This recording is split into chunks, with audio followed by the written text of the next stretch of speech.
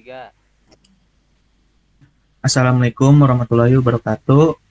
Eh, Kami dari kelompok 16 ingin mempresentasikan tugas Big Data dengan judul analisis tren penjualan produk e-commerce menggunakan teknik Big Data.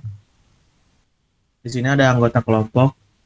Yang pertama ada Pawas Goji dengan NPM 027, yang kedua ada Maulana Rizky Abdullah dengan NPM 151, ada Agustian Dwi Putra dengan NPM 152, ada Rory Putra dengan NPM 153, ada Muhammad Raihan dengan NPM 157 dan Raka Chandra dengan NPM 161. Dan yang terakhir ada Rafli Ritanobari dengan NPM 162. Nah, di sini ada latar belakang. Data yang dihasilkan oleh sektor e-commerce di Indonesia terus meningkat, mencakup berbagai informasi seperti transaksi pembelian, preferensi produk, ulasan pelanggan, dan data demografi. Informasi ini sangat berharga untuk memahami perilaku belanja masyarakat dan tren produk yang diminati. Namun, tanpa analisis yang mendalam, data ini berpotensi tidak dimanfaatkan secara optimal. Dengan penerapan teknik Big Data, platform e-commerce dapat mengolah data ini menjadi wawasan yang berguna, seperti mengenali pola konsumsi, memprediksi produk yang akan populer, serta menyusun strategi pemasaran yang lebih tepat sasaran. Selain itu, analisis Big Data juga membantu dalam manajemen inventaris, perencanaan kampanye, pemasaran yang relevan, dan meningkatkan pengalaman pelanggan secara keseluruhan, sehingga mendukung pengambilan keputusan yang lebih baik dan pengelolaan operasional yang lebih efisien. Selanjutnya akan dibacakan oleh Agustian Dwi Putra. Baik, terima kasih Rafli. Di sini ada deskripsi masalah. Yang pertama itu, apa masalah yang ingin dipecahkan? Proyek ini bertujuan untuk menganalisis data transaksi dan perilaku konsumen di platform e-commerce guna mengidentifikasi tren penjualan produk. Fokusnya adalah menemukan pola produk yang diminati serta faktor-faktor yang mempengaruhi perubahan permintaan. Hasil analisis ini akan membantu perusahaan menyusun strategi pemasaran yang lebih efektif dan mengelola inventaris sesuai kebutuhan pasar. Next. Yang kedua itu, mengapa masalah ini penting? Analisis ini membantu perusahaan e-commerce membuat keputusan strategis berbasis tren permintaan. Dengan memahami produk populer dan prediksi minat konsumen, perusahaan dapat mengelola sumber daya lebih efisien, meningkatkan pengalaman pelanggan, menyusun kampanye, pemasaran efektif, serta menyesuaikan stok untuk mencegah kekurangan atau kelebihan barang. Selanjutnya akan dibacakan oleh Raka Chandra. Oke, di deskripsi masalah ketiga di sini, mengapa masuk dalam Big Data. Data penjualan di platform e-commerce biasanya terdiri dari jutaan transaksi yang terakumulasi setiap hari. Selain ukurannya yang sangat besar, data ini bersifat variatif, meliputi data terstruktur seperti jumlah penjualan dan data tidak terstruktur seperti ulasan pelanggan. Dengan teknik Big Data, perusahaan dapat menangani volume, variasi, dan kecepatan data ini untuk menemukan wawasan penting yang dapat diimplementasikan dalam strategi bisnis mereka. Lalu ada tujuan dan sasaran. Tujuan utama di sini melakukan analisis prediktif untuk memproyeksikan tren penjualan produk pada platform e-commerce berdasarkan data historis. Untuk sasaran khususnya, mengidentifikasi produk yang memiliki potensi penjualan tinggi di bulan-bulan mendatang. 2. Menganalisis sentimen pelanggan dari ulasan produk untuk meningkatkan kualitas layanan. 3. Meningkatkan efisiensi manajemen inventaris dengan analisis permintaan yang lebih akurat. Selanjutnya akan dibacakan oleh Pawas Gozi. Di sini ada alat dan teknologi, bahasa pemrograman Python R, framework Big Data, Adobe, Apache Spark, visualisasi data, Tableau, Power BI, penyimpanan data MySQL, MongoDB. Sini ada metodologi sumber data. Data transaksi penjualan berisi informasi seperti ID transaksi, ID produk, ID pengguna, tanggal transaksi, jumlah pembelian, harga, dan total pembayaran.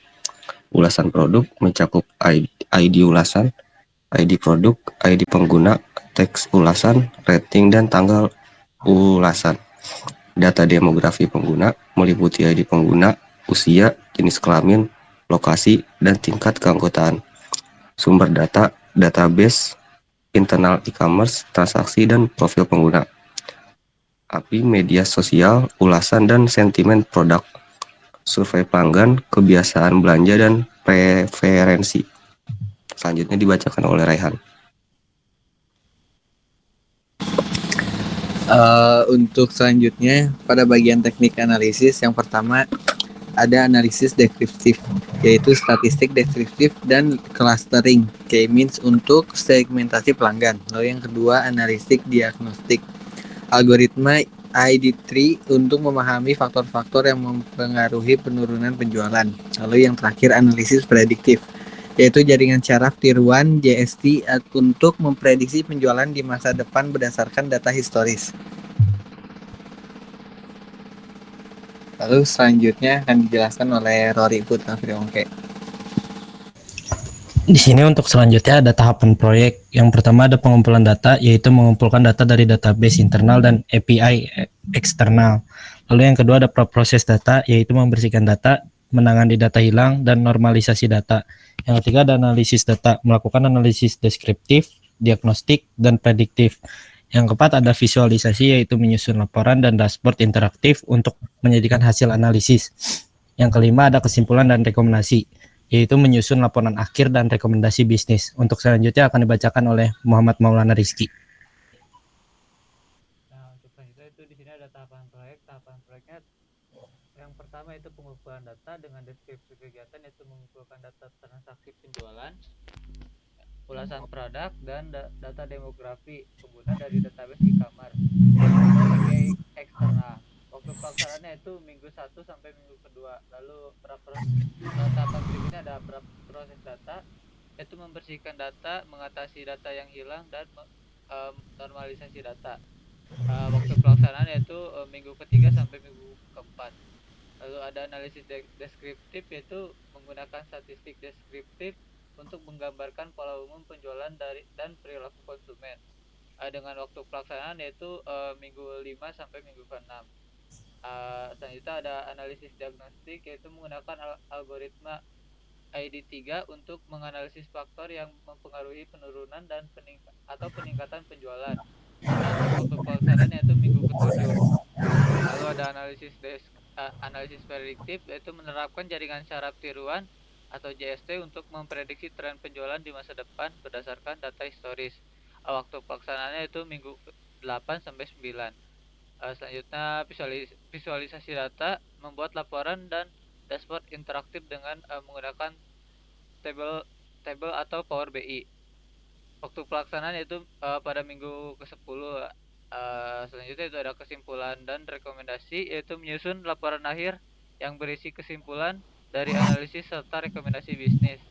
Waktu pelaksanaan itu pada minggu 11, dan yang terakhir yaitu ada presentasi hasil dengan menyajikan hasil proyek kepada dosen dan pemangku kepentingan. Waktu pelaksanaan yaitu minggu ke-12. Untuk di bawah ini ada jadwal pelaksanaannya dalam bentuk tabel. Selanjutnya yaitu ada Kesimpulannya itu proyek ini bertujuan untuk menganalisis tren penjualan produk di platform e-commerce menggunakan teknik big data dengan memanfaatkan data transaksi, ulasan produk, dan demografi pengguna. Proyek ini akan memberikan wawasan mendalam terkait pola konsumsi dan faktor yang mempengaruhi permintaan. Hasil analisis akan membantu perusahaan menyusun strategi pemasaran yang efektif, mengelola inventaris secara efisien, dan memprediksi tren masa depan. Melalui pendekatan ini, platform e-commerce dapat meningkatkan pengalaman pelanggan, efisiensi operasional, dan pengambilan keputusan berbasis data yang lebih akurat. Untuk selanjutnya saya kembalikan ke moderator. Baik, demikian presentasi yang telah kelompok kami sampaikan. Semoga apa yang kami presentasikan bermanfaat dan memberikan wawasan. Wassalamualaikum warahmatullahi wabarakatuh.